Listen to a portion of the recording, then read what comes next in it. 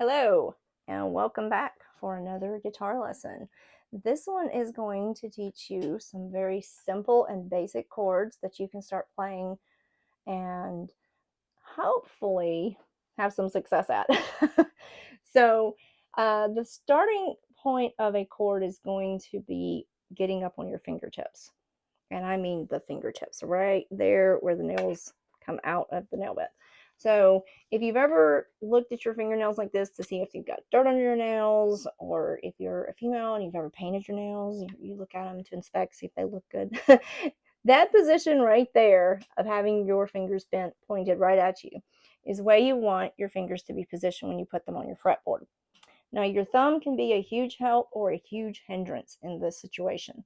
If you are one of these guitar players that thinks your thumb has to be locked right there and can't move, it's got to be right there at that nut and it's going to point that direction, you are not going to be able to spread your fingers very well, which is going to make reaching certain chords extremely challenging, if not impossible to reach.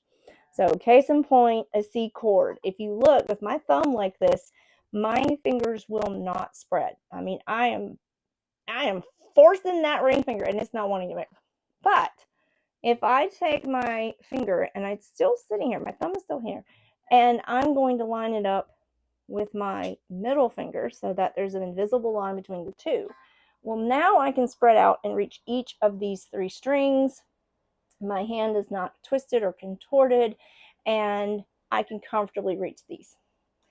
So same if I was going to do a G7, I can spread out and I can still hit these. But as soon as my thumb goes that way, you can see my fingers constrict and pull in. So when you are fretting notes, you don't want to be close to this fret here.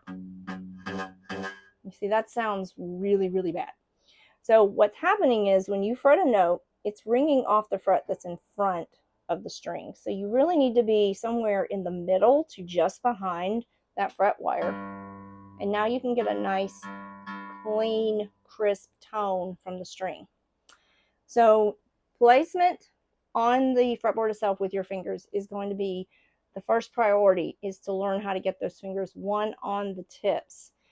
Because if you're flat fingered and you're trying to do this, you might end up fretting a string you don't want to fret, or you might end up muting a string and it's not even going to go. So if you're flat fingered and you try to do a C chord, I'm going to have to work at making this not good. Okay.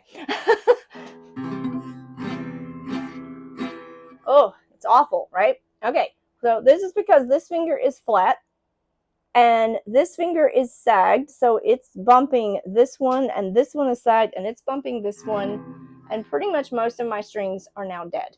So if you get up on your fingertips so that each string is open, well, each of your open strings are open, so you can hear all of those notes individually and nothing is muted. So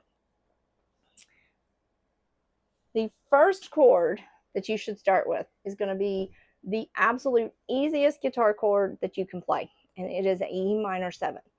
An E minor 7 only requires one finger. In fact, it is the only chord on a guitar that only requires one finger. I mean, I have been playing guitar since I was a very, very young girl, and I have not encountered any other guitar chords other than E minor 7 that you can play with just one finger. So if there's one out there, tell me in the comments. I'd love to know it because I have not found it. So you can use either this finger or your second finger. So when you're going to be playing a guitar and you're going to be using a guitar chord chart, you want to make sure you know your finger numbers as well. So pointer is 1, your middle finger is 2, your ring finger is 3, and your pinky is 4. We don't ever number our thumb because it just rides the neck. It's not doing anything. So make sure your neck is on the back. Oh, your neck's on the back. That's going to be kind of hard. Make sure your thumb is on the back of the neck of your guitar, and that your fingers are on their tips. And you also want to leave a gap here underneath your hand. So right in here. Because if you have a choke hold on it like this, or you're trying to hold it like a baseball bat, you're going to mute strings, and you're going to have a really nasty sounding chord. It's just not going to sound pretty. So the E minor 7, I always use my middle finger, which is finger 2. You're going to go to your 5th string. Remember from our first lesson, we counted our strings that go from the bottom, 1, 2, 3, 4, 5, and this being 6. So we're going to take our 2nd finger and we're going to put it in the 2nd fret on the 5th string. And this chord is taking its name from this open E string right here. So we're going to fret that, and we're just going to strum straight down on this. So 1, 2, 3, 4. So nothing fancy when you're starting off with strumming. The main thing is just try to get the chord to sound good. So what I've discovered over the years is that you can mix about any A and any E chord in any combination. It's not going to sound horrendous. So when learning chords, it's always better to try to learn them in some sort of combined fashion that makes sense. In other words, 2 chords that go really, really well together, or even 3, rather than just trying to pick random chords and learn them. The next thing you can do is, once you get your 2 or 3 chords that you like, work on changing between those very easily. So the chord that we're going to do is going to be very simple. We're going to actually need 2 fingers for this one, but we're going to transition by taking our 2nd finger, and we're going to drop it down to the 4th string. We're still going to stay inside the 2nd fret, but we're going to go to the 4th string. Then we're going to take our ring finger, finger 3, and we're going to go to the 2nd string, and we're going to go to the 2nd fret. So you should have this G string, this 3rd string here, you should have this open. And so when you strum, this one is going to take its name from the 5th string that's open. And you're going to strum down. So here's where you're going to have a little bit of hand control on your picking hand so that you don't like bump that one. Not the end of the world if you do. You do have an E inside of an A chord, but you just won't be utilizing that root note as the main note that you're hearing. So you're going to come down to the 5th string. 1, 2, 3, 4.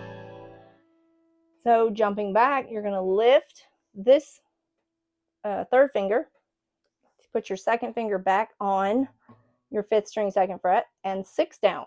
1, 2, 3, 4, and drop again. 1, 2, 3, 4, and back up. 1, 2, 3, 4, and back down. 1, 2, 3, 4. So as you can see, it's a very simple transition. You don't have to get super crazy or super fancy when you're starting out with learning chords. You just want to be able to get some clean tones out of your instrument. So practice changing between the chords very quickly and easily. And what I teach my students is do a single strum on each chord. So 1, 2, 3, 4. 1, 2, 3, 4. You're going to do this until you get your fingers to snap to those chords just like that, without even really thinking about it, and without having to spend a lot of time staring at the neck of your guitar to say, oh, am I getting my fingers in the right place? So practice that, and then you can start working on different rhythms and ways of playing it. You can even, if you have some 3rd chords or 4th chords that you know that you think would blend well with an E minor 7 and an A major 7, then you can use that for sure. So the chords that we did learn today, so you'll know, this is your E minor 7. So this is the one that is on your 5th string 2nd fret. And your A major 7. This is the one that takes the root off the 5th string and has the 2 fingers on 4 and 2 2nd fret. So E minor 7, A major 7. Practice these, get really, really good at them.